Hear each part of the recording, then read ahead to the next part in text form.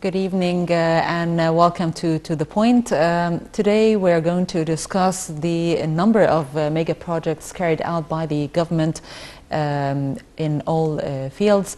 And concerning this issue, we are joined today by Dr. Ibrahim Helal, and he's an electrical consultant for several national projects and a professor of electrical power system at Ain Shams University. Hello, sir, and welcome to our show. Most welcome. Sir, let's start with first the mega projects carried out by the Egyptian governments on the levels of infrastructure and of course logistics, service sector, or land reclamations. Many fields these projects are undergoing. What's your opinion first about these projects and its impact on our country? Well, actually, it's for any development that we can target, we can not start this development without a very well done infrastructure. Mm-hmm. And as you can see, nationwide, you can see so many infrastructure projects represented in roads, in food production like fish farms and industrial projects. Of course, with some residential, so many new cities are being created at the moment, and this of course will attract so many business developers to some abandoned areas that nobody can, didn't think of going to before. We can see in all government capitals, governorate capitals, now some projects for the random residential areas. Now they are being replaced with very well being and decent buildings for these kind of inhabitants. So it's touchable and it's foreseen for everyone. You can hardly find a place in the country now where the development and the infrastructure process did not reach. Well, experts say that the first target of this infrastructure and these mega projects is the clear impact on the economy and on the currency. How there is relations between this and that? Yeah, it's it's as I mentioned, in that direction we have to invest. It's a kind of investment in order to wait for a revenue, so you have to invest first. If you look, for example, to the new capital and to the connection of roads and this huge network being done at the moment, and transportation projects, especially the monorail and all these tie lines being done with the new capital, of course it's a kind of investment, and the revenue will take a bit time to be touchable, and you can see it's not it's a long term and medium term investment that the results of impact of economy and improving the revenue will be seen, but we need some time to see the fruits of that. Mm-hmm. Sir, of course, infrastructure development and industrial transformation in Egypt, experts of course are saying that now we are on the right track, on the beginning of the booming in many fields. But how this put the country on the track with world partners? There is a fact that we cannot ignore at the moment, that the COVID-19 is impacting these kind of results, that it's hard to see the fruits at the moment. But for sure, worldwide, you can look to so many European countries at the moment, and of course Middle East countries, that there is some recession, some slowdown for economy development, simply because of the COVID-19. So COVID-19 is perhaps hindering, us from seeing the quick results of these projects at the moment. But definitely, we can see everywhere there is a touch and a real development in the infrastructure that for sure it's not will be seen at the moment or in the very short term, but very shortly we will be relieved all from COVID-19. I believe, some expectations to be Hopefully. Hopefully, everybody is hoping that. Yeah, we're gonna be in this with this virus for at least 2 years more. Yeah, I think. But I think now, unfortunately, it's a bit, hiking at this month perhaps. But I believe by end of January and the beginning of February, it was quite, low. And I touched that myself because actually I am involved in so many projects in hospitals, and I have met with so many directors of hospitals that at the time of second half of January and perhaps first half of February, things were quite better. Unfortunately, now we see it's a bit hiking, but still not as severe as the first wave, of course. Yeah. Dr. Ibrahim, do you believe that the infrastructure is the right beginning for the long way for investment, the long way for boosting the economy, and of course other important other levels in the country? Do you believe that the infrastructure is the main core for the development of all other fields? Absolutely. It's the baseline that you can go with. No investor will come to a place who can reach in maybe 5-6 hours, while there is a way to reach it with 1 or 2 hours. Okay, no investor will come while the electricity is not provided with a high level of reliability and continuity of power supply to his facility. No investor will come where the sewage networks, the water supply, and all these kind of infrastructure projects will come. So when you target to attract investors, either local or even coming from abroad, definitely you have to start with the infrastructure project, and it's a kind of investment you are doing at the moment, and then you will see the results later on. And sir, how do you see the, of course, in terms of the new technology, the new cities? What's your opinion about the new cities now? The new cities, typically we used to provide, a conventional infrastructure facilities in electricity and water supply and so on. But the new cities now is adapting some kind of smart aspects where we can reserve or save more energy by smart facilities like smart columns, by solar power supply, by solar energy utilization, by controlling the water supply to optimize the utilization of this kind of facility. So the smart cities now is a new term that we are adapting in most of the new developments and new cities in order to save more energy, to save more water, to provide more facilities, and to ease life and to provide comfort to the inhabitants of these cities. So what do you like to see in these new cities? Pardon me? What do you like to see according to a touristic area or a comfortable zone to go and to spend some time for the there is a university, there is a complete environment, hospital, school for your kids. So the concept of development now is a bit different or quite different from before, because they are creating an integrated and complete society for living, where you don't need to be in touch or get in tie with the big cities like Cairo or Alexandria or so. So you can choose this area to live in So you'll find all your facilities, all schools for kids, all hospitals for patients, and all services that you are, universities, and so on and so on.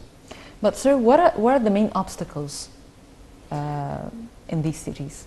You know, the obstacles in general, everywhere, you know, maybe I believe that the culture itself is one of the obstacles, because we are social by nature. I mean, especially the Egyptians, everyone wish to live nearby the district where he raised in, and so changing this mentality and, you know, convincing people that they can switch all their life in a new area and a new place where they can spend the rest of their life in and find all services they are looking for in, is sometimes, you know, one of the obstacles to convince or to switch over this kind of culture. This is one thing.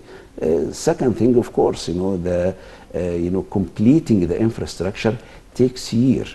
So you start with something, but still, in order to complete the whole facilities and the whole services, it might take, you know, few years to be well established and with continuous services that you can expect. So time is one of the obstacles as well. Sir, why is the government keen on completing the projects of these new cities as fast as possible? Why? Why? It's a plan that was set by the government, and anyone who set a plan, of course, he wished to see this plan, you know, finished and realized on land. And why shouldn't? You can ask the different way. Why they shouldn't? They should continue a plan they started, as long as the project is well developing and attracting more and more you know, people. So I believe that the question why is you know, and is not in the right place at this. I mean the fast. They want these cities to be finished as soon as possible. Like anyone, if you are buying an apartment, do you think you wish to stay 5-6 years to move to? Of course not. You wish to finish this as soon as possible. This, you know, fastness or speedy way of finishing these kind of projects is subject to evaluation for the decision makers and a kind of trade-off, whether it's better to go and to continue in this. And this is the nature of project, by the way. And being a consultant for some projects, if you look to a project, for example, started, okay, each project by definition has a start and an end. So no project is starting without, you know, specifying the exact time to finish this project. So this is, by the way, the scientific definition for a project. Okay, it's an activity, has a start, has an end. So of course, each project has a target time to finish. We may phase out the project. For example, a huge project, we can develop it in 2, 3, 4, 5 phases. But each phase should be standing by its own and providing services. Otherwise, we are going to spend the money for nothing. So I think it's a kind of a plan, and it's set at the beginning for any project. This will be finished by 3 years, this will be finished by 5 years, this will be finished by 1 year. Or if it's a huge project, we can do that in different phases, phase 1 in 1 year, phase 2 in 2nd year, and so on and so forth. Sir, do you believe that the establishment and the development of these new cities will attract funds for the government to be able to improve the poor villages in Egypt? Sure. Look, for example, in other countries like Dubai, like Abu Dhabi, like other countries, you know, neighboring countries to us, of course, they start by developing infrastructure and start attracting funds coming from abroad investors or local investors. But of course, like look for example to New Cairo city, for example. New Cairo was started maybe if you look back 20 years back. So it's a kind of desert place. I know myself so many friends who rejected to go to a place like that. Oh, how can I go to this kind of bare area and desert area I cannot live in? And so look at this area now. It's one of the most expensive in Egypt. So definitely it may take some time, but the people who have a long look for the future, of course they realize that these projects will one day be a good investment to them. Sir, we have many cities. We have New Alamein, we have 6th of October city, the new one, South New Cairo, October Garden City, New Abur city, and West Qina city, many new cities, and of course the new capital. How do you see the picture as a whole? Changing over the whole face of Egypt. I see this picture. If you look around, of course we get used to see some standard of living before. Now it's moving. Yes, we are paying a price for that. We are all under pressure. We are all not maybe feeling as comfortable as or as relaxed as before. But as I mentioned, everything has a price. You want to improve your style of living, you want to improve your standard of living, so you have to be patient. And at the end of the day, we are all surviving. Yes, we are suffering, but we are all surviving. And I believe, and with honest look to our lives, we are all surviving in better way than before. Maybe under some and more pressure, but the whole picture, we are surviving in better way. And as I mentioned, if you look, for example, I used to go to visit or some sympathy duties to some friends in governorate nearby Cairo. It was terrible time to go with the car in unpaved roads and difficult ways to go. But now we have, the regional ring road, we have the middle ring road, we have so many ring roads that made life quite easy for us. We are paying a price for that from our maybe comfort of and the pressure on how to survive and how to live that. But at the end of the day, we are beneficiary for that. Sir, as I said, there are many projects and many cities. Which is the most promising project from your own point of view among all of these projects? It's a difficult question to ask, because actually you are targeting an improvement for the whole lifestyle of Egyptians. So you are providing the new capital for whom are capable to go and to purchase and to live in a new capital with, of course, a high price. And meanwhile, you are providing a middle class, development in so many projects that we have seen.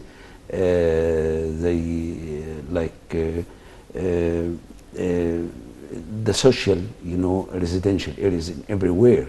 So it's a kind of, each one will choose which is more convenient to him and suitable for his fund to go and live in. Of course, the mega project and of course the Egyptian government that gives more attention is the new capital. How do you see the future of this capital? Everything is being moved there to a new whole city. Yeah, it's if you look to the cabinet, you have a complete district for the ministries, and you can find complete district perhaps for embassies, and it's a kind of introducing a new concept of a new capital, that you can compete with other capitals worldwide. So of course I see this a good picture. We may spending so much money in that time for these projects, but the fruits will come later on. But again, if you look at the projects, it's not just talking about residential projects. If you look, for example, New Dimyata industrial project, it's an industrial zone project. If you look to Arubeki industrial project, it's a complete, I was myself involved in this project. We're building about 10 huge factories for textile and clothes and all this kind of stuff. Of course, you can guarantee so many jobs and employments for so many people in this. I was also involved in a huge project for the fish farm that was opened by His Excellency, the President himself, and this was one of the huge projects for producing fish and shrimp and all this kind of seafood. So the project doesn't mean only infrastructure project or doesn't mean only residential projects. There is also huge industrial and huge agricultural projects that are going on. Mm-hmm. And you said the main problem is how to convince people to move from a place to a very new place and change their whole style of life. This is a personal point of view. Yeah. That it's quite hard to change the mentality and the culture, especially for us as Egyptians. In particular, we love to stay in crowded places. Yes, yeah, it's quite difficult for us, all of us, to switch. Okay, Dr. Mustafa Madbouli announced that Egypt will build 24th generation cities with a total areas of 580,000 faddans. How will that also contribute to the development of Egypt?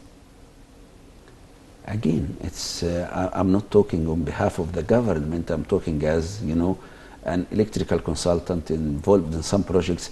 But of course, there is a plan, quite clear plan to the cabinet, where they are, setting the plan, setting the target, saving the fund for that, and they know by the end of the road how the things will look like. So I think His Excellency, the Prime Minister, knows very well what he's doing, and they have a quite clear plan for that, and we have seen already part of these plans and the results of that.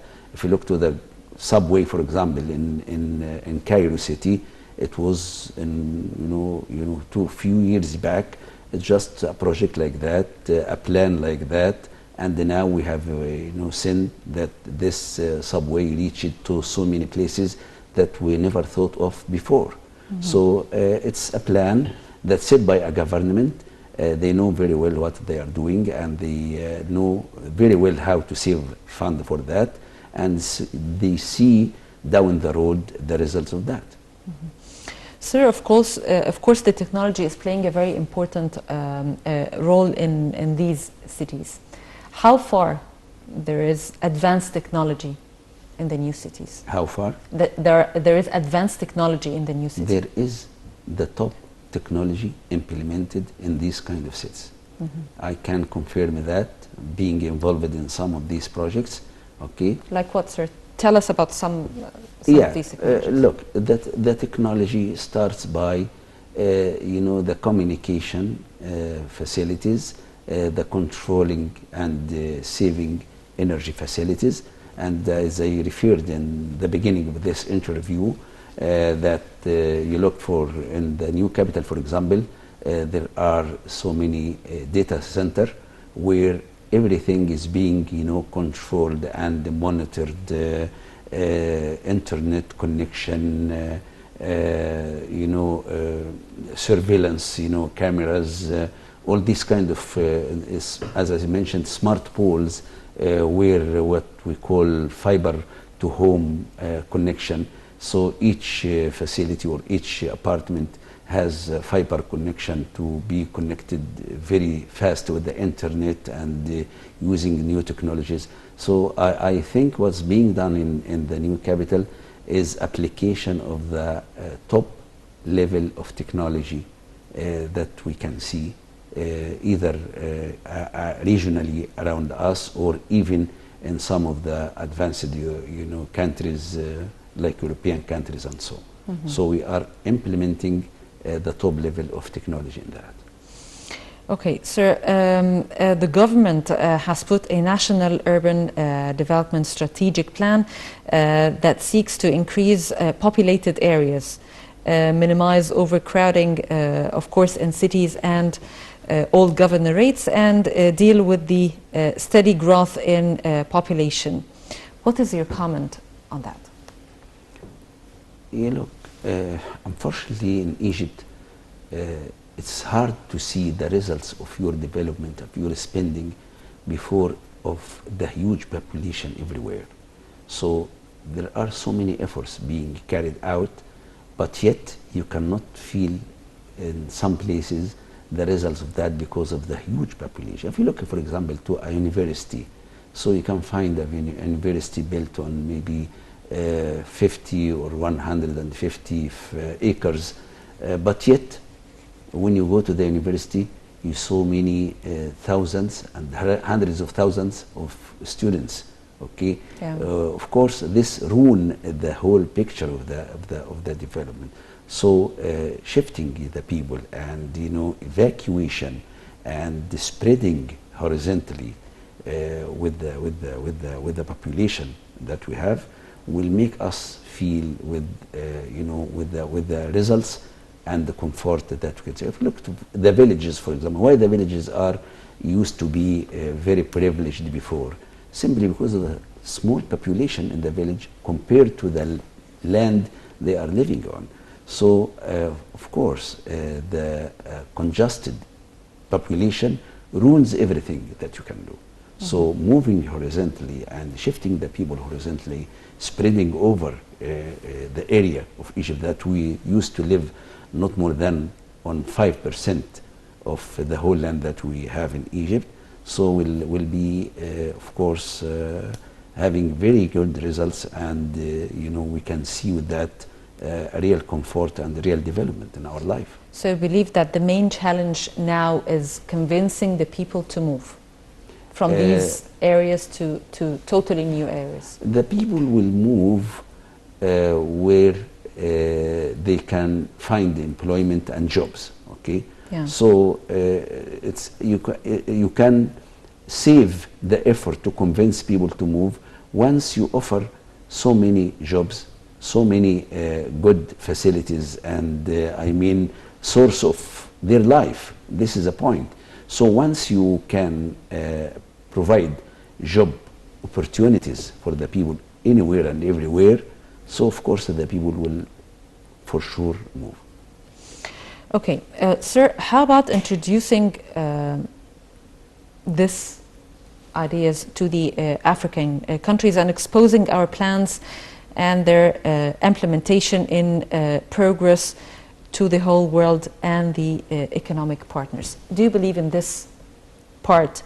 We need partners to be, of course, part of our projects. And sure, it's nobody can survive alone, and at the end of the day, the target of any country is to attract investors and partners to come and to invest in, and of course packages are being offered to these people from the tax point of view, from the facilities point of view, from I mean the services provided, electricity, water, and so point of view. So for sure we will keep pushing in this direction to convince and attract investors to our to be our partners.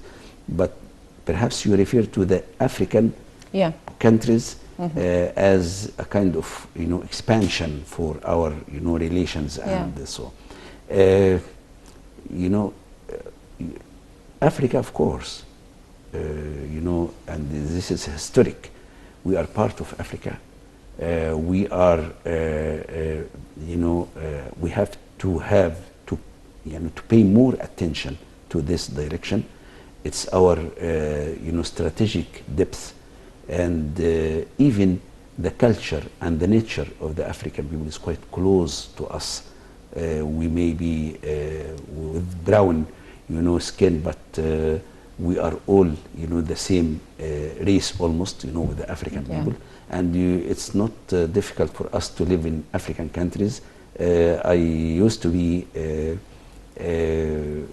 the responsible of Middle East and Africa for the Society of Electrical Power and Energy, which is a national, international, organization.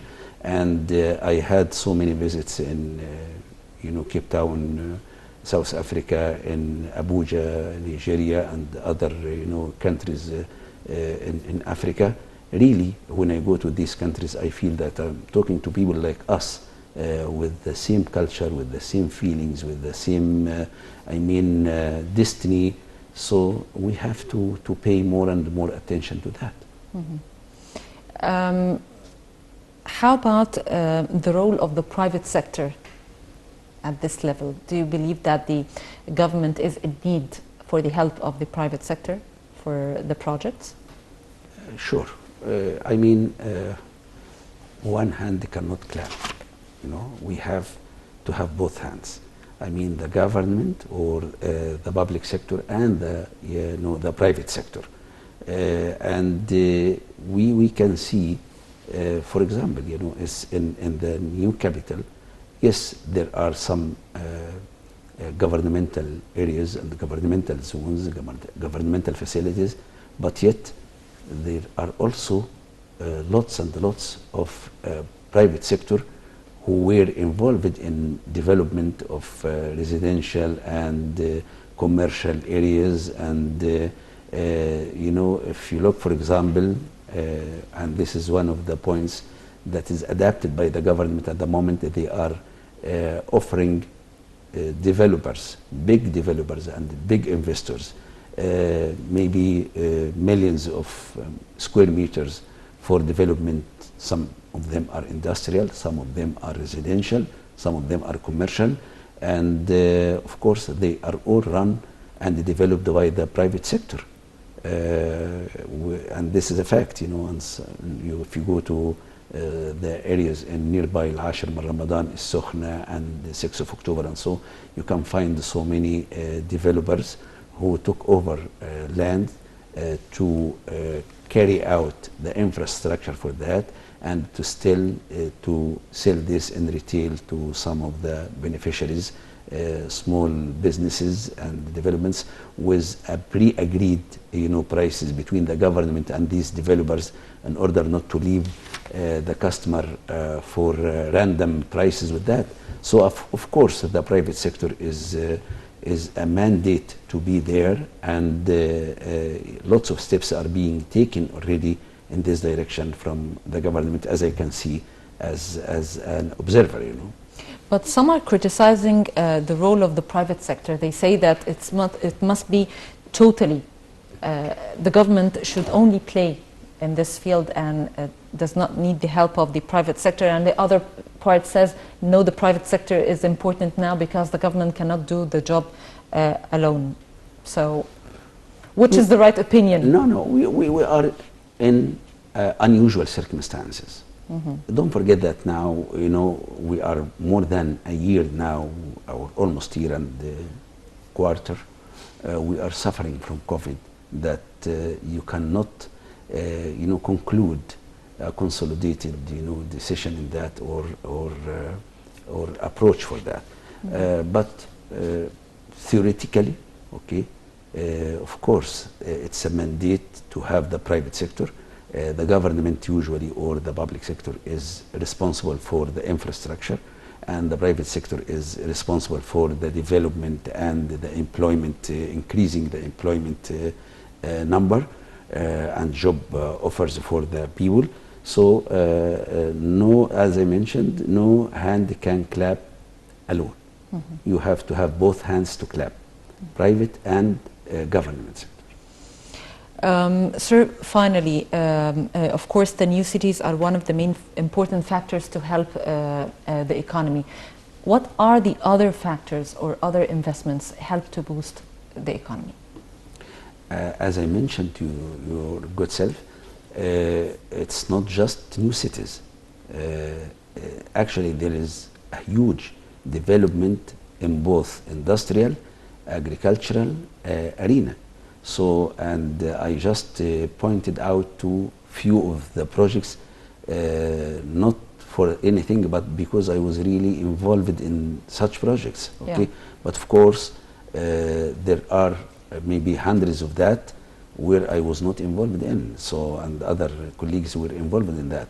So, industrial zones are being done. I was visiting a city in Sadat. It's called the Textile City, where we can find 200 small factory for textile is well built and ready for to be offered to some retail, beneficiaries to use for small industry for textile. I mean, you can count so many projects in that direction. I've just mentioned that the protected agricultural project, for example, if you, thank God, you look, if you go anywhere now to purchase some vegetables or fruits or so on, I mean, the prices are down. Yeah. With this circumstances of COVID, you cannot imagine that how things are being saved now. Medicine, there are medicine city. Okay, there is a real project called the Medicine City. Of course, this is a very important project to focus on. It is. So it's, I mean, we have to be fair and to look that the development and the project are not just some residential or some roads or some infrastructure projects. There are real industrial, agricultural, medicine projects, and without these projects, we could have been in a crisis at the moment. You can remember that some aircrafts were hijacked, at the beginning of COVID-19 because they just simply have some masks and some sanitizers or so. Yeah. So this happened. Yeah. Do you hear that in the news for sure? Is that right? Yeah. Okay. So I believe that, to be honest, we have to focus on all the picture, not only just on some residential or new capital cities or whatever. No, there are some real industrial, agricultural, medicine, and other activities. Well, Dr. Ibrahim Helal, electrical consultant for several national projects and professor of electrical power system at Ain Shams University. Thank you very much for joining us today. Most welcome. Thank you very much. And by this, we come to the end of To The Point. And until we meet again, thank you for watching.